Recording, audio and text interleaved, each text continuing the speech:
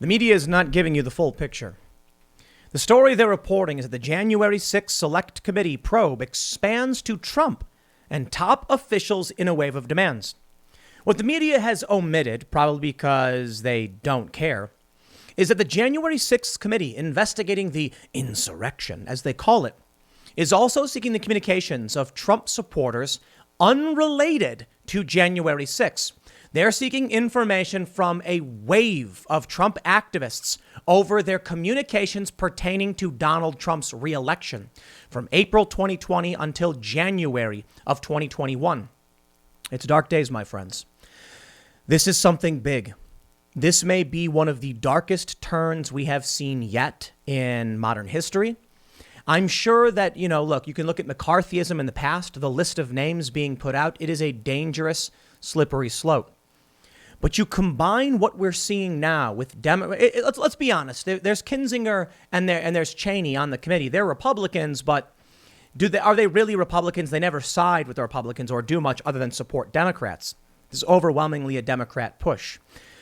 They are seeking private details on their political rivals, probably because they know that people like Alex Jones and Steve Bannon, Scott Pressler, the activist who just registers Republicans to vote and cleans up garbage, as well as prominent journalists and political commentators like Jack Posobiec, they know these people helped assist Donald Trump win in the first place. You take a look at what happened with Big Tech and Alex Jones and Milo Yiannopoulos and many other right-wing figures. They were purged. And many suspected this was done because they are extremely prominent figures who help Donald Trump and his supporters gain in politics. Right now, instead of making the argument to the American people, Democrats have begun targeting the private details and communications of those who would assist Trump or anyone in his administration, assist them with winning an election. These aren't communications about insurrection. Nobody knew what was going to happen on January 6th, and the FBI confirmed it for the most part. An FBI report came out just a week or so ago showing that there was no coordinated plan for what was going to happen on January 6th. Though there were some groups talking about potentially breaching the Capitol, they had no real plan about doing anything. And that's from the FBI. And now we get the story from NPR, where they're making it seem like it's just Trump's officials as part of the investigation. No, my friends, it's always going to be degrees. They can't just come out and say, round them up, send them to a gulag. They can't do it. People would freak out. But they can do it ever so slowly.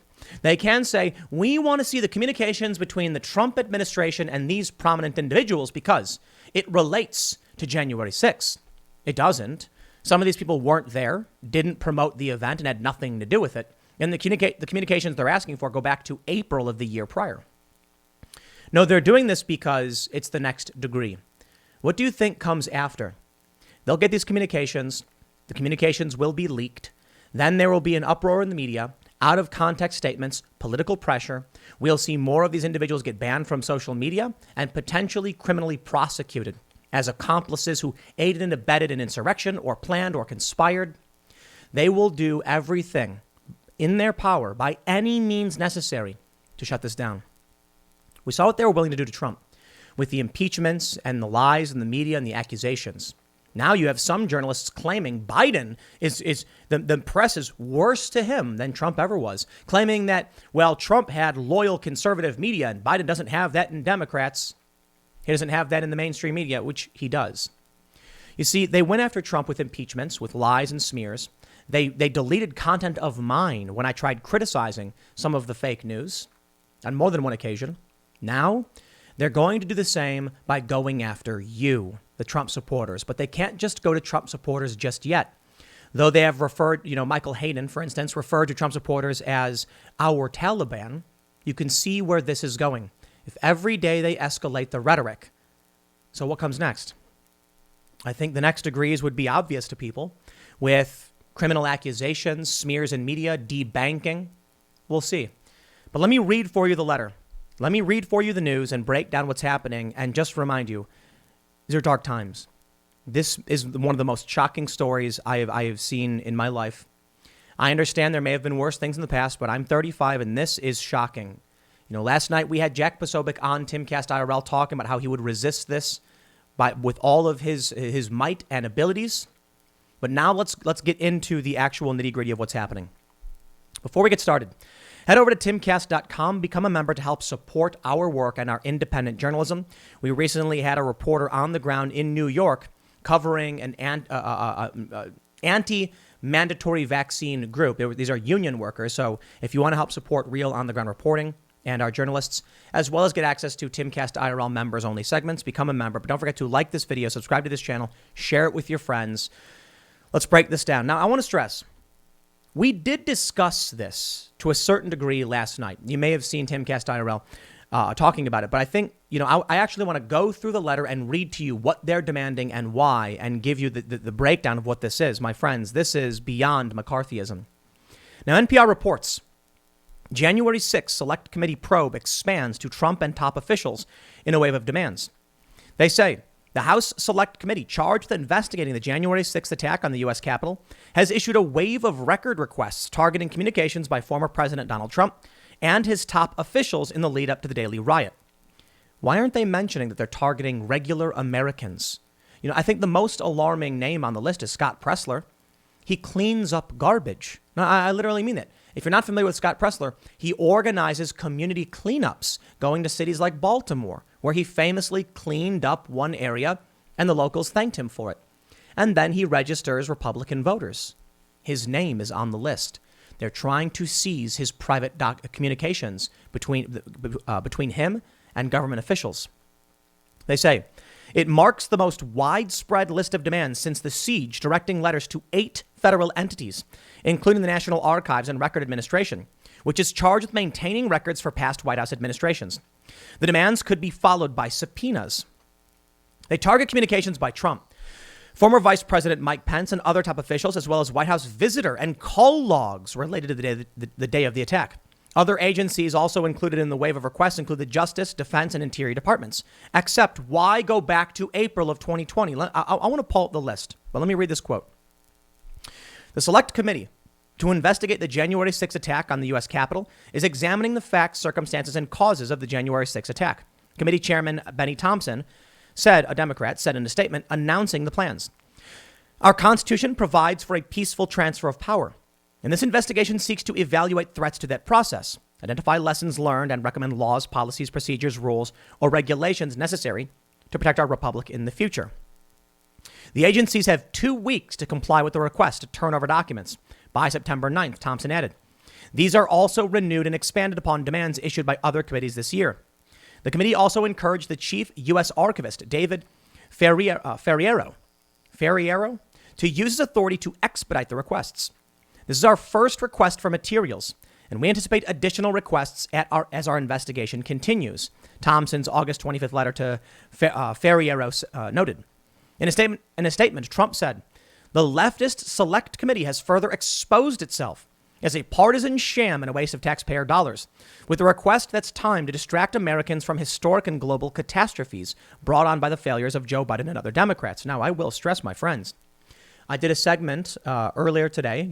For those listening on the podcast, you'll hear it in a bit, about what's happening in Afghanistan. We have horrifying updates. We're not going to ignore that, but we are going to try and cover as much as we can. Now, later today at 8 p.m. on the Timcast IRL podcast, we'll be discussing the latest developments in Afghanistan, which are horrifying. So I don't want you to think it is a distraction. If it is a distraction, they are using overt fascistic tactics in a rather horrifying way.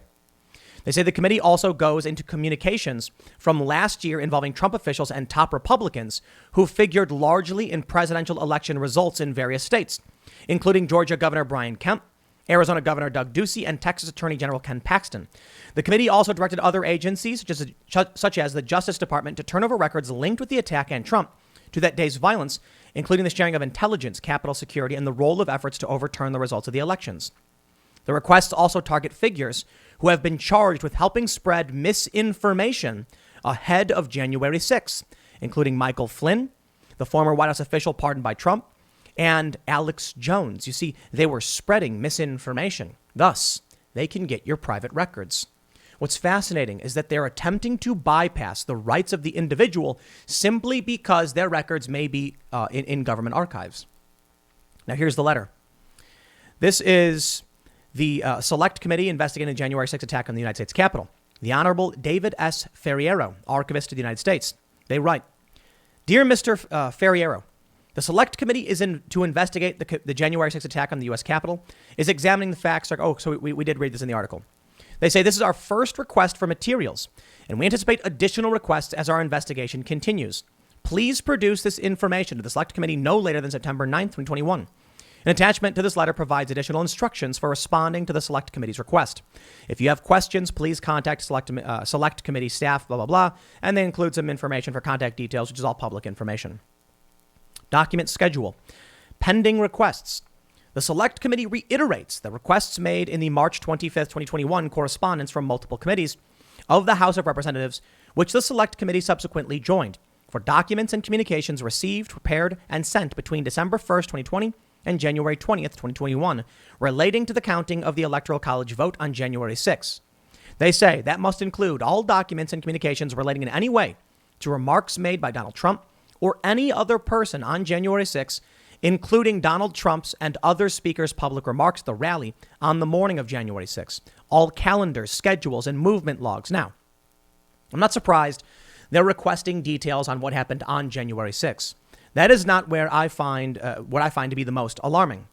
They do, however, go on to say, here's where we get into names. They want all documents and communication within the White House on January 6, 2021, relating in any way to the following: the rally, the march, the violence, any aspect of the joint session where Congress was counting votes, any legal, political, or other strategy regarding the counting of votes. They want any communication or documents pertaining to Donald Trump, Pence, Trump's tweets and speeches, the president's recording of video released on that date, Sarah Matthews, Hope Hicks, Mark Meadows, Dan Scavino, Pat Cipollone, Mark Short, Patrick Philbin, Eric Hirschman, Stephen Miller, Greg Jacob, Matthew Pottinger, Keith Kellogg, Robert O'Brien, Peter Navarro, Ben Williamson, Cassidy Hutchinson, Molly Michael, Nicholas Luna, Judd Deere, Kayleigh McEnany. This is them demanding private communications between basically everybody in Trump's inner circle. Now, that is shocking, too. I don't want you to think that simply because I said the more shocking thing is the Trump activists. No, this is Democrats and neocons targeting their political rivals with the weight of the U.S. government. And yes, this is just the first step. They go on to say Ivanka, Eric, Laura, Donald Trump Jr., Jared Kushner, Melania, Kimberly Guilfoyle, Steve Bannon, Michael Flynn, Rudy Giuliani, Roger Stone, any member of Congress or congressional staff or the Department of Defense, Justice, Homeland Security, Interior, or any element of the National Guard. They are taking everything. All White House visitor records on January 6th. All documents. Now, all of that's pertaining to January 6th, and I understand. But here's where things start to change. They say they want documents from November 3rd through January 20th. All documents and communications referring or relating to the 2020 election between White House officials and officials of state governments. This includes Doug Ducey, Brian Kemp, Brad Raffensperger, Ken Paxton, Francis Watson, Mike Shirkey, Lee Chatfield, or Monica Palmer. This is beyond, my friends, beyond McCarthyism. They are going after prominent Republicans. Hey, some of these people Trump supporters don't even like. Brian Kemp, and Raffensperger, how do you feel now defending the establishment with them turning their backs and coming after you now? Of course, you should have seen this. They say they want from April 1st, 2020 through January 20th, all documents and communications related to the 2020 election results to or from one or more of the following individuals: Rudy Giuliani, Justin Clark, Matt Morgan, Sidney Powell, Kurt Olson, and Cleta Mitchell. Also, from the same time period, they say they want forecasting, polling, or results which were authored, presented by, or related in any way to Anthony Fabrizio, Brad Parscale, Bill Stepien, Corey Lewandowski, or Jason Miller. This is them saying they are demanding Donald Trump, the U.S. government, give up all of the planning for Trump's election strategy. The Democrats are playing beyond dirty. They know that they have stopped Trump with Joe Biden, but they know that they haven't stopped him forever, that Trump may come back, and that Trump supporters won't back down. What are they doing? They're trying to figure out how it is that Donald Trump planned what he planned in terms of his general election, what his strategies were, because this is in effect them cheating, using the weight of the government to seize private campaign communications. The campaign spokesperson for Donald Trump is even on this list. They go on to say they want all documents from David Bossie from November 3rd to January 2021, all documents from the state of Texas. This is crazy. I mean, there's too much for me to read. They want all litigation from Texas, all communications from the Supreme Court. They want Justin Reimer and the electoral count or litigation concerning the 2020 election. All documents relating to QAnon, the Proud Boys, Stop the Steal, Oath Keepers, 3 percenters. Any and all documents relating to election machinery used in the 2020 election. It is everything. Let me go down. This is where it gets scary. Recruitment, planning, coordination, and other preparations for the rallies leading up to and including January 6th and the violence on January 6th. So, of course, they say they want all information on marches, all information related to security from federal facilities, all documents from Donald Trump's statements on September 29th for the Proud Boys to stand back and stand by. From December to January, documents pertaining to civil unrest or attacks on the Capitol. All documents and communications related to social media information monitored, gathered, reviewed, or shared by the White House on January 6th. And now, for the moment you've been waiting for, the darkest point.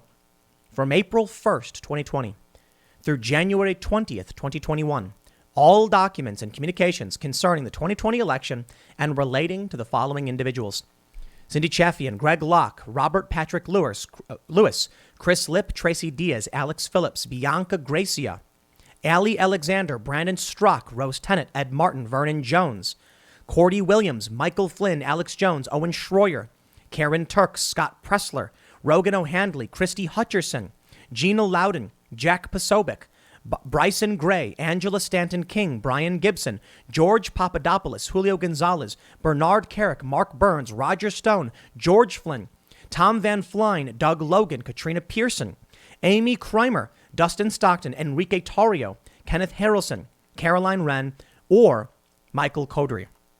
I love the or Michael Codry. Shouldn't that be and?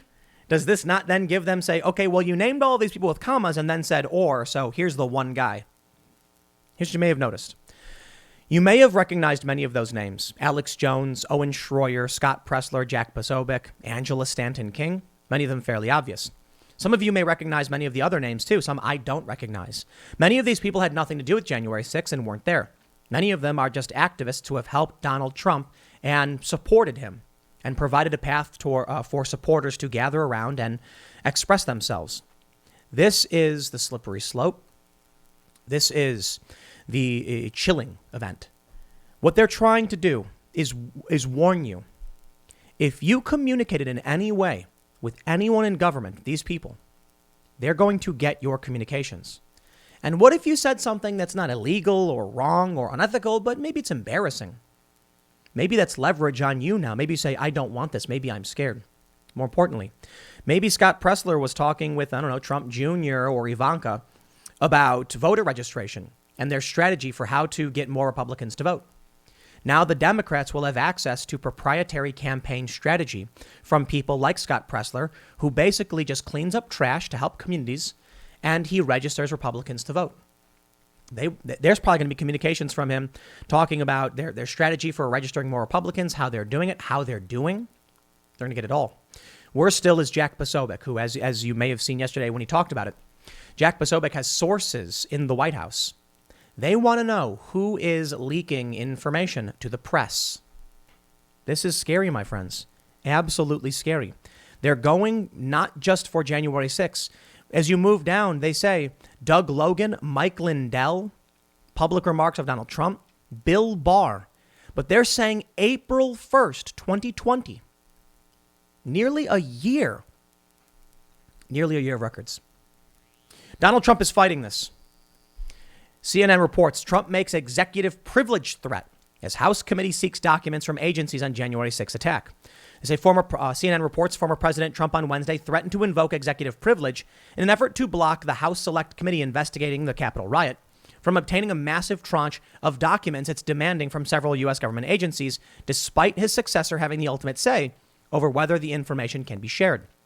Executive privilege will be defended, not just on behalf of my administration and the patriots who worked beside me, but on behalf of the office of the President of the United States and the future of our nation, Trump said in a statement, without detailing how such an effort would be conducted.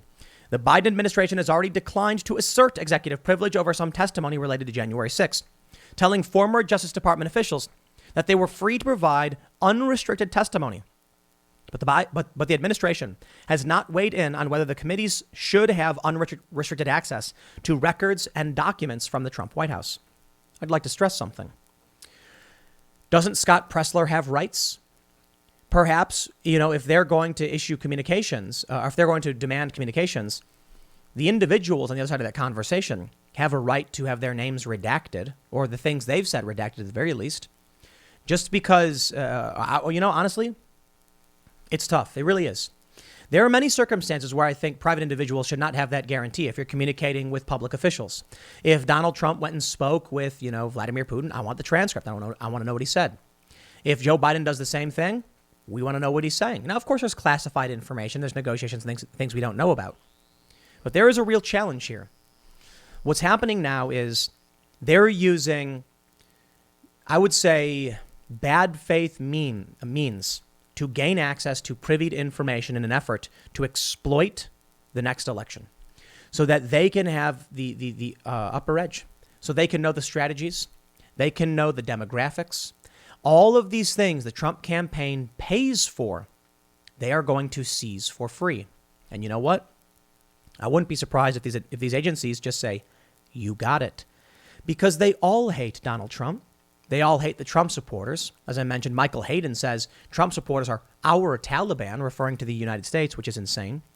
And we've seen many blue checks on Twitter call for their death, deportation, or removal from society. So why wouldn't they do something like this? Now they say the document requests from the House echo those previously issued by other House committees in the aftermath of the riot, while significantly broadening the search to other areas and people inside and outside government. Specifically, the committee is asking for records from the Department of Justice, Department of the Interior, Defense, Office of the Director of the National Intelligence and FBI, the National Counterterrorism Center, DHS, and perhaps most importantly, the National Archives. The list of targets is long and varied, ranging from information about attempts to either carry out or defy Trump's orders, invoke the Insurrection Act, martial law, or the 25th Amendment, as well as communications regarding members of the Trump White House campaign, January 5th and 6th rally organizers, and even alleged members of the Proud Boys and Oath Keepers. The Select Committee to investigate the January 6th attack on the United States Capitol is examining the facts. Yeah, we heard that. That message was echoed by Democratic Rep. Zoe Lofgren of California, another member of the committee who told CNN's Kate Bolden and on Out Front Wednesday, this is just the beginning. You've been warned, my friends. This is just the beginning. Now, this list, it's going after people who are communicating with the government. This allows them to effectively subpoena without officially issuing a subpoena. They're going to the government saying, hey, we're the government too. Just give us the records you have. If they wanted private communications from someone like Jack Posobiec, they would have to issue a subpoena and force him to give up the information. Jack, of course, is vowing to resist by any means necessary, and he's not going to give up his sources. That's what they're going after, most likely. This is just the beginning. What does that mean? Let's read what you said. We are trying to find out what happened leading up to January 6th, the various elements, the reasoning, who instigated it, why they instigated it, and the like. We want to find out every element of it. And so we've made this request, and this is, as I said, just the beginning. There are many other requests for documents that we will be making, Lofgren said. Some of these requests were made to these agencies by other committees in Congress earlier, and they have not been responded to. So we need the information now, and we've made that clear to the various federal agencies. Several of the letters request all documents and communication related in any way to Trump and members of his family who served in official roles at the White House, including Melania, Ivanka, and Jared. Some of the former president's other children are included. The committee is also seeking records related to then Vice President Mike Pence. I'll tell you where this goes. They'll go for Jack Posobiec. They're going for people like Alex Jones. Eventually, they'll say, but who instigated it? They'll use those communications as a way to open the door to other people. They'll look at people like me, like Steven Crowder, those who were complaining about the rise of the Democrats' authoritarianism, And they'll argue that this was, peripheral instigation or a contributing factor. It may not be a crime that they try to accuse people of. Probably not. I mean, Steven Crowder, people like me, people like, I don't want to name tons of people and put them on a radar or anything like that, but a lot of people who have challenged the establishment will be named. It won't be, in my opinion, that they'll send, feds coming and knocking. They'll just put out the word. The media will then carry the word, and then their allies in big tech and financial institutions will start to excise these people from polite society, as they call it. Why? Well, because they are sophisticated. CNN says investigators focus on efforts to overturn 2020 election results. So why is it then that they're going after activists and Trump supporters? Do you think that leftists and Democrats right now are saying, hey, man, this goes too far? We don't want to be going after unrelated people. We got to keep this within the scope. No. They're celebrating it. Why executive privilege was trending on Twitter. Why? Let's see. We have Terry Canfield. Who is Terry? Verified author and lawyer of UC Berkeley, writing, sort of hilarious that Trump is threatening a frivolous lawsuit claiming executive privilege the very same evening that one of his lawyers is sanctioned for filing frivolous lawsuits. Another person says, there's a legitimate scope of executive privilege which ensures a president gets candid, thorough advice, but it doesn't extend to covering up efforts to keep the new president from taking office. That's strange. We have ABC7 on your side saying FBI finds little evidence January 6th riot was coordinated. No one was trying to do anything. No one knew what was being done.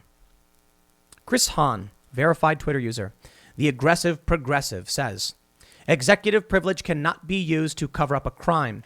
If you're hoping it does, you are in fact a criminal. These people are fascists.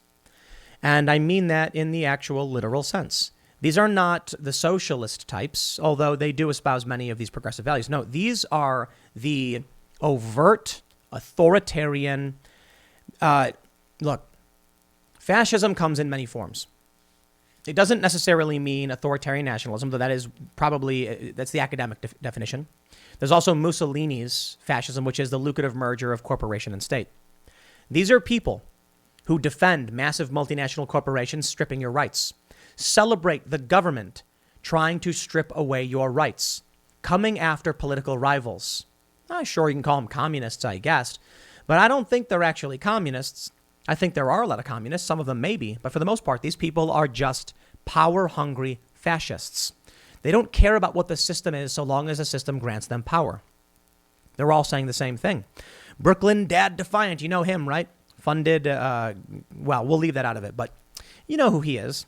Good morning and happy Thursday to everyone except those twice impeached losers who think executive privilege will save their sorry A from prosecution. It won't. But what about the people who are not involved?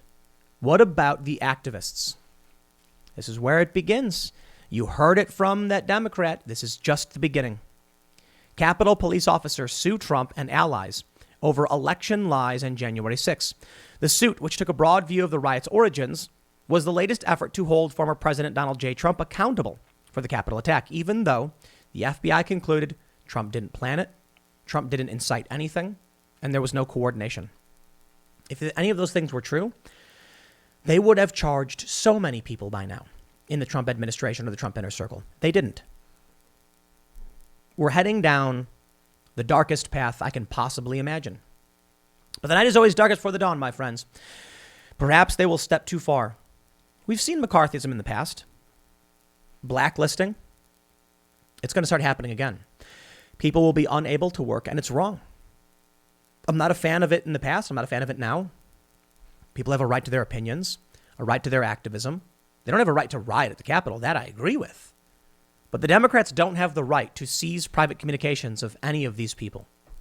I suppose technically they can request it, and they have subpoena power.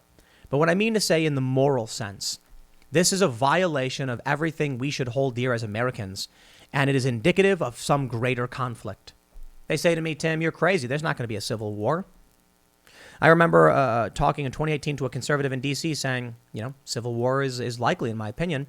And he said, the federal government will never allow anything like that to happen. Here you have the federal government going after the federal government. Of course, with Joe Biden in at the helm with his administration, it's actually the current government against the former and their potential rivals coming up in 2022 and 2024. They're going to try and seize power and prevent Republicans and Trump supporters and maggots, as they call them, from winning more elections. In 2022, we are going to have a wave of right-wing populists stepping in, and this is huge. This could be a big change in the Republican Party because right now the Republicans don't do anything. They're not stopping Democrats. They're just a minor speed bump. But with the wave of new Republican populists, it's entirely likely you see something akin to the Squad, but bigger. A right populist movement that enters Congress and starts making demands and wins the majority and starts filing subpoenas and maybe even impeaches Joe Biden. They can't allow that. So they will do anything in their power. We are beyond traditional politics, my friends. We are entering into something dark, and I hope you are paying attention because the government has released the list of names. Persona non grata. You're going to start seeing those names pop up in smear pieces. The communications will likely be leaked.